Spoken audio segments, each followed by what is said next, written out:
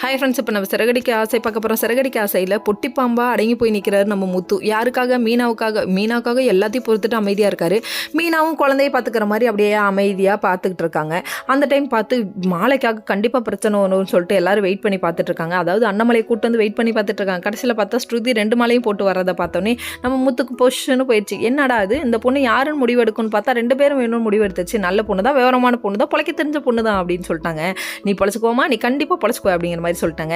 சொன்ன மட்டும் இல்லைங்க. அதுக்கப்புறம் சரி வந்து ஸ்டேஜில் நில்லுன்னு சொல்லி ஸ்டேஜில் நின்று அங்கே ரவிக்கு ஸ்ருதிக்கும் ஒரு ரொமான்ஸ், இதெல்லாம் ஒரு பக்கம் இருந்தாலும் அதுக்கப்புறம் வந்துட்டு நம்ம முத்து ஏன் இன்னும் பிரச்சனையை கிளப்பாமல் இருக்கான் அப்படின்னு சொல்லிட்டு யோசிச்சுட்டே இருக்காங்க. 2 பேர் வெயிட் பண்ணுறாங்க ஈகரா. அதுக்கப்புறம் நம்ம விஜயா போயிட்டு நம்ம ரோஹிணியை பார்த்தோன்னே, என்ன அது இவன் நகையே இல்லாமல் இருக்கா, அவள் எவ்வளோ நகை போட்டிருக்கா பாத்தியா இல்லையா, அவள் முன்னாடி இவள் அசிங்கப்படக்கூடாது சொல்லிட்டு கழுத்தில் கிடக்கிற நகையை கழட்டி போடுறாங்க. இந்த பாசம் நம்ம மீனா மேலே ஏன் இல்லாமல் போயிடுச்சு?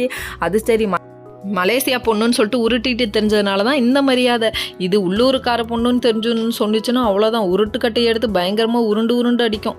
சரி, இதெல்லாம் ஒரு பக்கம் இருந்தாலும் ரோஹிணிக்கு என்ன பண்ணுறதுன்னு தெரியல. நீ ஏற்பாடு பண்ண ஆள் வந்தாச்சா, கடகடன்னு போய் முத்து வம்பளுக்கு சொல்லுங்கன்னா, ஏன் அவர் என்ன ட்ரங்க்கு கார்டா அவங்க எல்லாருக்கும் வச்சு டப்புக்குன்னு வம்பளுக்கு பார்க்குறீங்க.